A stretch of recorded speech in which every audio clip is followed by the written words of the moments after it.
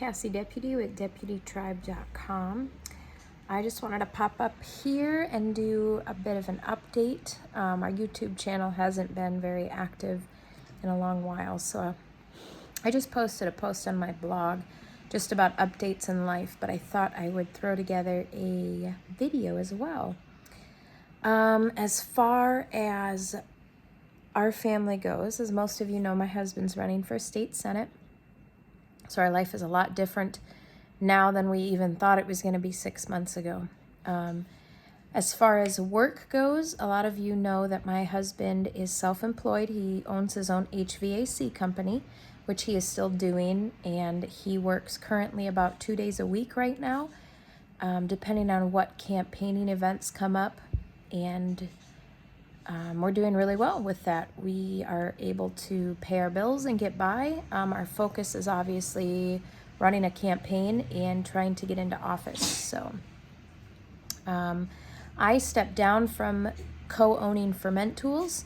There were many factors into this decision, but the primary one was the campaigning and having Alex run for office.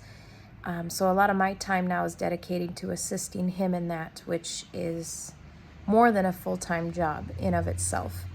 And then we also are managing Sojourners Cafe, which has been just an awesome joy. We absolutely love it. My kids were meant to be coffee house bums, I'll tell you that much. We drink way too much coffee, and we're up all hours of the night, and it's a lot of fun. So as far as work, that's how that's going. I'm still participating in Ancient Medicine Cabinet. My role in that this last year was really stepped back. I handled all the shipping and things like that. But once the election is over and things like that, I'm excited to take a larger role back in Ancient Medicine Cabinet again. And then when we move and own our own house, I want to take an even larger role in creating more product and things. So I'm pretty excited about that, to be able to pour a lot of what I learned from Ferment Tools back into Ancient Medicine Cabinet. As far as school goes, how is school doing with the Deputy family? We have not officially started our school year yet.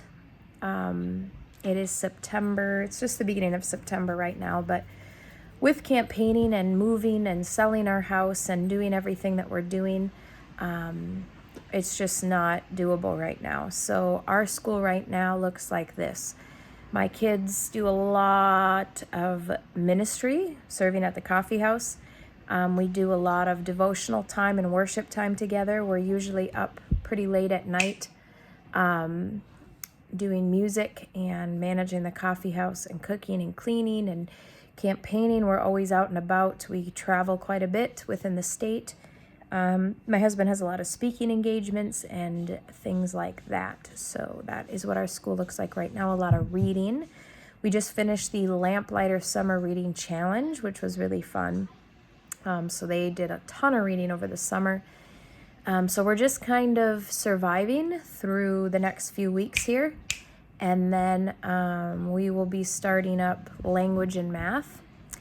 And then after that, hopefully reintroducing music lessons, and then science and history for my older kids. They'll be taking on a larger school workload this year, which is exciting because they're 10 now, crazy. So that's what's going on with school. What's next on my agenda? Family. As some of you on Facebook know, we were refused service at Gillette Hospital with our daughter who broke her arm. They would not let us come into the hospital without complying to their suggested, well, basically they were coercing my family into a mandatory preventative health practice, which we did not agree with. And we felt like this preventative health measure would cause our family more harm than it would good. So we begged them to not force us to practice this preventative health measure, and they refused to service us. So we are working with the upper management of the hospital still, and they still are refusing to back down on coercing us into participating in this practice that we don't want to. We feel like it is our right as parents to make medical decisions for our children, and those choices were not being respected. So my daughter was not able to get x-rays or treatment on her arm that has been broken since the beginning of the summer, which is very sad. So we did find a place that would do an x-ray for her. So we did get an x-ray done last week, and her arm's looking great. It's healing well. We have some exercises she needs to do. Other than that, she's doing pretty good. If you want to read an update on the rest of the kids, you can go to my website and you can read that. Let's see. My husband and I just celebrated our 11th year of marriage, which was really fun. We just went out to dinner with my sisters and their husbands as all of us share an anniversary. That's a lot of fun. And then we stayed up really late playing board games and drinking coffee at Sojourner's Cafe. So that was a lot of fun. I think I have the best marriage in the world. And we're selling our house still. We're still working on it. We're probably about 90% of the way done. The whole house is pretty much fixed. There's a couple little projects left that'll take less than a few hours to fix up. The whole house has been painted. I'm getting a couple people there to hopefully clean it this week. Another couple people are coming to stage it, hopefully tomorrow. And then we should have it on the market, hopefully by the end of the month. So that's really exciting. You can see pictures of that on my website. We've been doing that. I've been going there with my kids about once a week on my own, fixing things up. And then my husband and all of us about once a week, spending 5 to 8 hours, just getting as much done as we can. And then our church body has picked up a lot of the slack for us, which thank you guys. The Lord only knows how much you have blessed my family and I this year especially. My mother got diagnosed with cancer about a month ago or so. She got diagnosed with breast cancer. So she underwent a surgery this week to get her breasts removed and 3 lymph nodes on each side.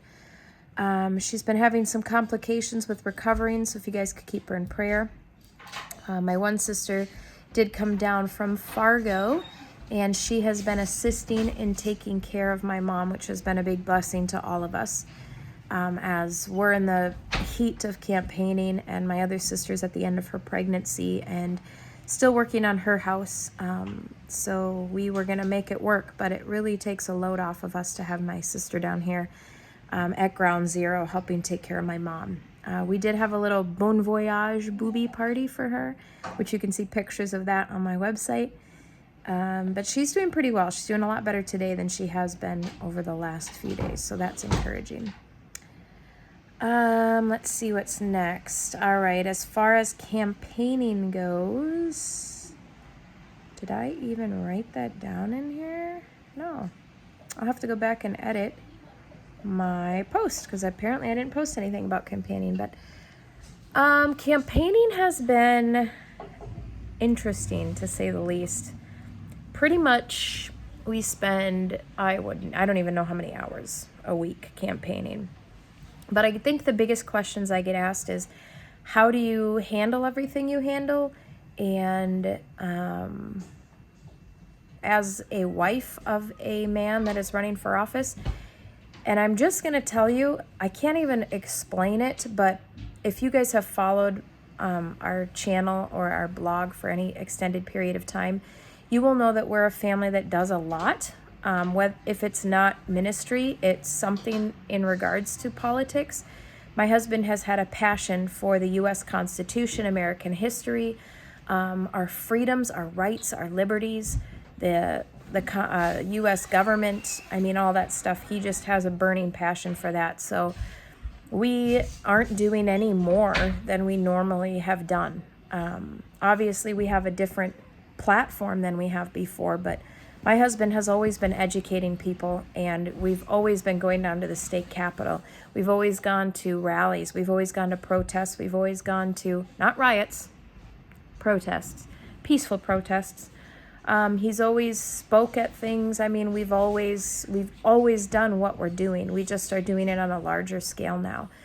And if you know my husband and you know my family, you'll know that Alexander is the most passionate, genuine, wise, discerning, and strong leader that I've ever met. And we're not really doing anything that's outside of our element. I know that the way we're campaigning is different than anything that anyone's seen before, and I really believe that's just because we read the Bible and we take what it says and apply it and do what is right, even when others do what is wrong.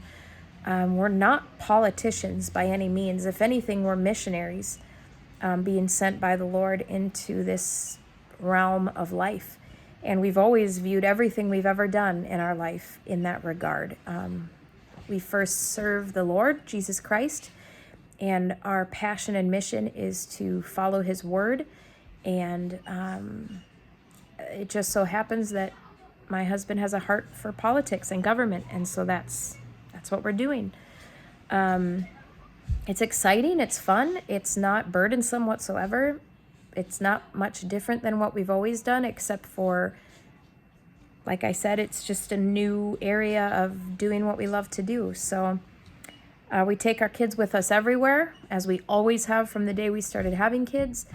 And so we're excited to see him win the election and become the next Minnesota State Senator. And if anyone is built to do this, it is my husband. That is for sure. I don't think there's really much else to update you guys on. I am pouring my heart and soul into my husband's campaign right now, so I can't promise a lot more updates and things like that are going to be on the way, because they just aren't. So when the election is over and things aren't so drop of the hat, we need to go do stuff, which I don't know if our life will ever not be like that. But when I'm not focusing so much on my husband's campaign, I will be able to come on here a lot more and give you updates on how our home educating is going this year, because I know a lot of people follow this YouTube channel and my website for the home educating aspect of life. So we will hopefully be talking a lot more about that in the upcoming weeks and months. But keep serving the Lord, you guys. Keep running into everything he has for you. Don't compromise. Life is hard, but it's all about our perspective. We could have the exact same situations happen in our life, and it's all about how we view them. As you know, we've got a lot on our plate as a family. We're selling our house, we're campaigning, we're running our own businesses, we're managing a nonprofit coffee house. My mom has cancer. My sister's about to give birth.